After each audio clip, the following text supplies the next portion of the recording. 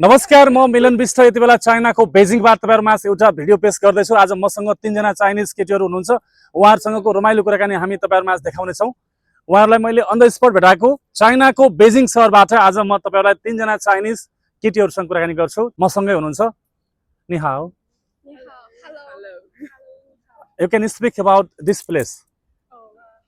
चाइनाको राजधानी बेजिङ स्थित नेपाली दूतावास अगाडि एउटा पोखरीको छेउमा बेलुकाको समयमा 3 जना चाइनिज युवतीहरू भेटिए। उहाँहरूसँग कुराकानी गर्ने क्रममा उहाँहरूले पहिला चाहिँ तपाईँको च्यानल देखाउनुहोस् भनेपछि मैले च्यानल देखाएँ। च्यानल देखाएपछि उनीहरू मसँग कुराकानी गर्नका लागि अग्री भए। कुराकानी गर्दै गर्दाखेरि उहाँहरूले त्यहाँको ठाउँको बारेमा चाहिँ बयान गर्नुभयो। माइकको इस्युले गर्दाखेरि उहाँहरूको आवाज भने राम्रो आउन सकेन। तीनैजना एक अर्काको गुड फ्रेन्ड रहेछन्। अलमोस्ट साँझपख उनीहरू त्यो पोखरीमा घुम्न आउने रहेछन्। पोखरी घुम्न आउने क्रममा एक्कासी म भिडियो बनाउँदै गर्दाखेरि मसँग भेट भयो र मैले उनीहरूलाई रिक्वेस्ट गरेँ कि तपाईँहरूसँग म सानो भिडियो बनाउन सक्छु भन्दा उनीहरूले पहिला तपाईँको हामी युट्युब च्यानल हेर्छु भन्नुभयो।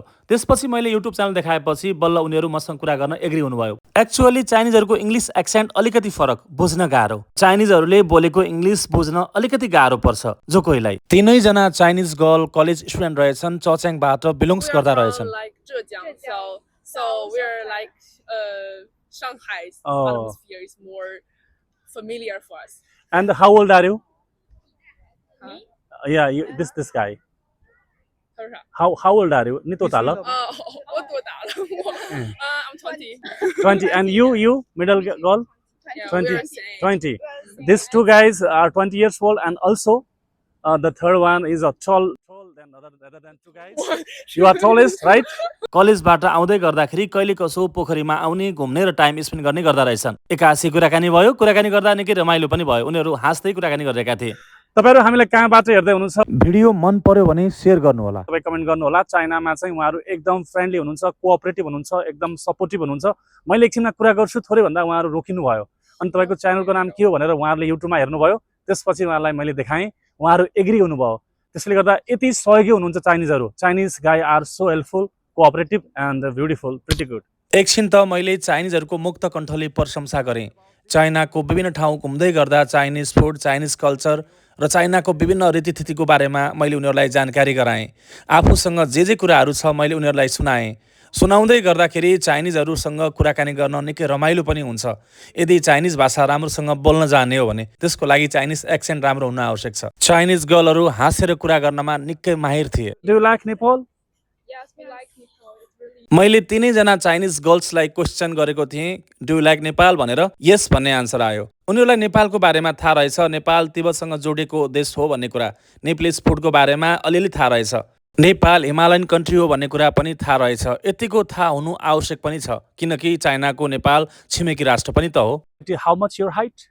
How much is my height? Yeah. 1 meter and 77. Oh, 1 meter 77 centimeter. And your height? 1. 68. तीनैजना Chinese girls हाँस्दै कुरा गरिरहेका थिए।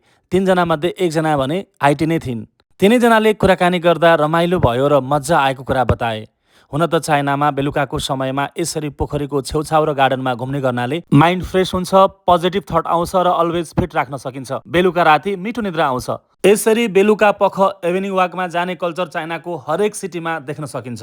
Nice to meet you. Nice to meet you. So, okay. Bye bye. दर्शक पनि तपाईहरुलाई म देखाउन गएको छु चाइनाको यो लाइभ। दुईजना लेडिज आउँदै हुनुहुन्छ। Hello, high.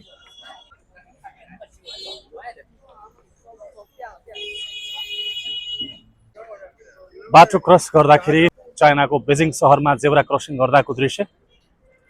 बेजिङको सडक पेटीमा येलो कलरका मेथुवानका रेन्ट बाइसाइकलहरू, जसलाई चलाउनको लागि हामीले 1.5 RMB पे गर्नुपर्छ। चाइनाको बेजिङमा तपाईले आन्तरिक तथा बाह्य पर्यटकहरू पनि देख्न सक्नुहुन्छ। विभिन्न ठाउँबाट घुम्नका लागि आउनुहुन्छ।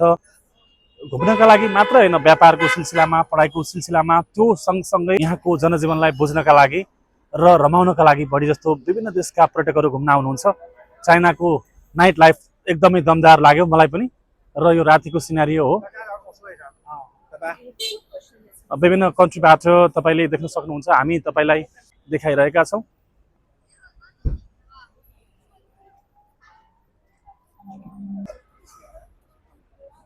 दर्शकवृन्द तपाईहरुलाई म देखाउन गइरहेको छु जुन रातिको सिनेरियो चाइनाको बेजिङमा चाहिँ नाइट लाइफ अत्यन्तै रोमाञ्चक रमाइलो र धमाकेदार हुन्छ। नाइट क्लबहरुमा कहीं फ्री छ त कहीं तपाईको पे गर्नुपर्ने हुन्छ। बिन्दास तरिकाले सबैजनाहरु आफ्नै तरिकाले जानुहुन्छ। हामी तपाईलाई देखाउन गइरहेका छौं यो चाइनाको माथिको बिल्डिङहरु, यी गगनचुम्बी महलहरु, चाइनाको बेजिङका गगनचुम्बी महलहरु। चाइनाको बेजिङमा चाहिँ स्पेशली तपाईले WeChat, Alipay र मेथुन एप्स प्रयोग गरेर बाइसाइकल पाउनुहुन्छ। 1.5 RMB तपाईलाई पे लाग्छ। करिबन 1.5 to 2 RMB खर्च गर्नुपर्छ। कतै कतै ट्राभल गर्नु पर्यो भने जति पनि तपाईले देख्नु भएको छ क्यामेराको फ्रेममा यी जति पनि भेहिकलहरु तपाई युज गर्न सक्नुहुन्छ मेथुन, Alipay र WeChat प्रयोग गरेर बेजिङका लागि। तर याङजाउमा भने फरक छ फेरि। दर्शकवृन्द तपाईहरु हामीलाई जहाँबाट हेर्दै हुनुहुन्छ बढी भन्दा बढी लाइक, शेयर र कमेन्ट गर्नु होला। तपाईको साथ सपोर्टको निकै खाँचो छ। लङ टाइम पछि तपाईहरु माझ यसरी म भिडियो लिएर आएको छु। साँझ पख रातिको सिनेरियो तपाईलाई कस्तो लागिरहेको छ? तपाईहरुको माया साथ सपोर्टको निकै खाँचो पनि छ। हामी तपाईसँग यस्तै यस्तै कुराकानीका लागि चाइनाको विभिन्न शहरमा घुमेर त्यहाँको वातावरण, त्यहाँको रहनसहन, त्यहाँको संस्कृति र त्यहाँको फुड के कस्तो पाउँछ त्यो बारेमा जानकारी गराइरहेका छौं। यदि तपाई कोही नेपालबाट चाइनाको बेजिङ शहर आउने तर्खरमा हुनुहुन्छ घुम्नका लागि, पढ्नका लागि भने हामीलाई तपाईले कमेन्ट बक्समा चाहिँ हामीले गर्नुपर्ने सहयोग के कस्तो हामीबाट तपाईले अपेक्षा गर्नु भएको छ गर्न सक्नुहुन्छ। हामीबाट सधैँ हुने सहयोग तपाईहरुका लागि सदैव हामी तम तयार छौं। किन भन्दा हामी त नेपाली, हाम्रो मन नेपाल, जहाँ गए पनि जे गरे पनि आखिर हाम्रो मन त नेपाली हो। नेपालीको मन कमलो हुन्छ, सहयोगको भावना हुन्छ। यो चाइनाको बेजिङ शहरको रातिको सिनेरियो कस्तो लागिरहेको छ तपाईले देख्न सक्नुहुन्छ। बेजिङको एकदमै टलेस्ट बिल्डिङ हो यो। तपाईलाई म देखाउन गइरहेको छु क्यामेराको फ्रेममा यो टलेस्ट बिल्डिङ इन बेजिङ, जसमा चाहिँ यो पनि पर्छ। बेजिङमा थुप्रै टलेस्ट बिल्डिङहरु छन् जसमध्येमा चाहिँ यी बिल्डिङहरु पनि पर्ने गर्छन् जुन तपाईले देखिरहनु भएको छ। रातिको 8 बजेको सिनेरियो शान्त, सौम्य र चिसो छ बेजिङ शहरमा। यो बेजिङको व्यस्त लाइफलाई तपाईहरु माझ म देखाउन गइरहेको छु। आखिर बेजिङमा चाहिँ यति बेला रातिको समयमा सबैजना व्यस्त हुनुहुन्छ, सबैजना आफ्नो आफ्नो काममा व्यस्त हुनुहुन्छ। नाइट लाइफ पनि अत्यन्तै राम्रो छ यहाँको, एकदमै रोमाञ्चक छ चाइनाको बेजिङको नाइट लाइफ। तपाईलाई मन लागेको कुरा तपाई खान सक्नुहुन्छ।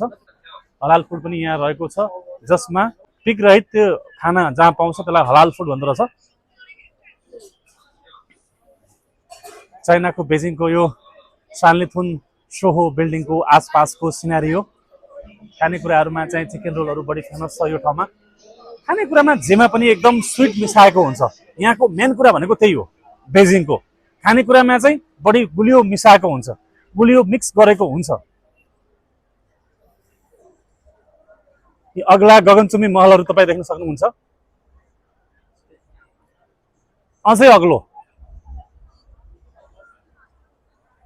तपाईहरु कुनै कतै ठाउँमा चाहिँ पोस्टरहरु देख्नु भएको होला बेजिङको एकदमै गगनचुम्बी महलहरु, अग्ला अग्ला गगनचुम्बी महलहरु। यो महलहरु नै हो खास गरिकन बेजिङको जताकतै देखाउने। राति 8-9 बजेको समयमा तपाईहरुलाई कस्तो लागिरहेको छ चाइनाको बेजिङको यो सिनेरियो, दृश्यहरु। शान्त पनि छ, सौम्य पनि छ, अलिकति चिसो पनि छ, कुल फिल भइरहेछ मलाई।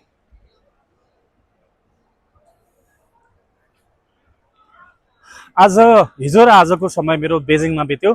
नेपाली एम्बेसी जुन बेजिङमा रहेको छ, नेपाली राजदूतावासबाट मलाई इन्भाइट भएको हुनाले, मलाई इन्भिटेसन भएको हुनाले म नेपाली नयाँ वर्षको सेलिब्रेसनका लागि हिजो मात्र म याङजाउबाट बेजिङ आएको थिएँ।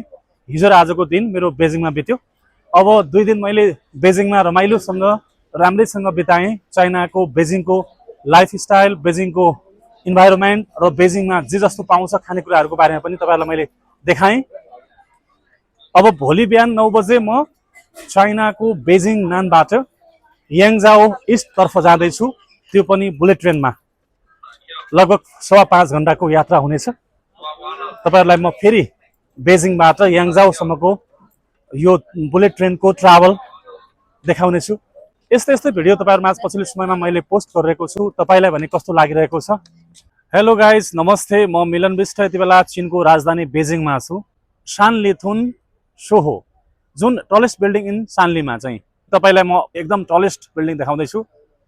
कहाँबाट हुनुहुन्छ तपाईँहरू भिडियो बढीभन्दा बढी सेयर गर्नुहोला। आज म यति बेला चाइनाको राजधानी बेजिङमा छु। तपाईँहरूलाई म रातिको 8 बजेपछिको सिनेरियो देखाउन गइरहेको छु। एकदमै रोमाञ्चक, शान्त, सौम्य र रातिको इन्भाइरोमेन्ट अत्यन्त राम्रो, चिसो पनि छ। चाइनाको राजधानी बेजिङमा छु यति बेला म। तपाईँलाई म यहाँ चाइनाको यो टलेस्ट बिल्डिङ मध्येमा मध्येकै एउटा चाहिँ देखाउन गइरहेको छु। देख्न सक्नुहुन्छ रातिको सिनेरियो चाइनाको बेजिङ सहरको, चाइनाको राजधानी बेजिङ सहरको रातिको सिनेरियो तपाईँलाई म देखाउन गइरहेको छु। तपाईँहरू हामीलाई कहाँबाट हेर्दै हुनुहुन्छ भिडियो बढीभन्दा बढी सेयर गर्नुहोला। तपाईँको साथ सपोर्टको निकै खाँचो छ। तपाईँको एक सब्सक्राइबले हामीलाई थप ऊर्जा प्रदान गर्छ। सब्सक्राइब भने अवश्य गर्नुहोला। तपाईँ हेर्न सक्नुहुन्छ यो हो एकदम टलेस्ट बिल्डिङ।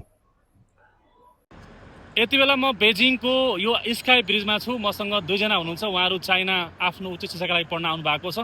एउटा मास्टरमा पढ्नुहुन्छ भने अर्को ब्याचलरमा पढ्नुहुन्छ। तपाईँहरू हामीलाई कहाँबाट हेर्दै हुनुहुन्छ भिडियो बढीभन्दा बढी सेयर गर्नुहोला। यहाँहरू थोरै बोलिदिनुहोस् न बेजिङको बारेमा। नमस्ते, हामी बेजिङमा बस्छौँ। हामी इन्टरनेसनल स्टुडेन्ट हो। आज हाम्रो कार्यक्रम थियो नेपाल एम्बेसीमा, अनि दाइसँग आज नेपाल एम्बेसीमा हाम्रो भेट भयो, अनि खुसी लाग्यो दाइसँग भेट्दाखेरि। अनि बेजिङको यो रातिको समय कसरी बितिरहेछ, कस्तो लागिरहेछ हजुरलाई? राम्रो लागिरहेछ। हजुरलाई कस्तो लागिरहेछ? मलाई पनि एकदम झकास रमाइलो लागिरहेछ। अनि यतातिर उहाँले आफ्नो परिचय दिनुहुन्छ।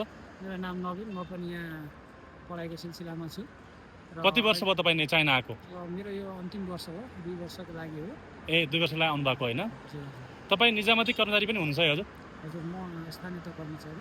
एकदमै राम्रो। तपाईँले नेपालमा अझै पनि प्रगति गर्नुहुन्छ, राष्ट्रको सेवा गर्नुहोला। यहाँलाई नयाँ वर्षको शुभकामना दुवैजनालाई है हजुर। नयाँ वर्षको शुभकामना र बेजिङमा तपाईँको बसाइ राम्रो होस्, राम्रो ठाउँ छ। Thank you so much from my father.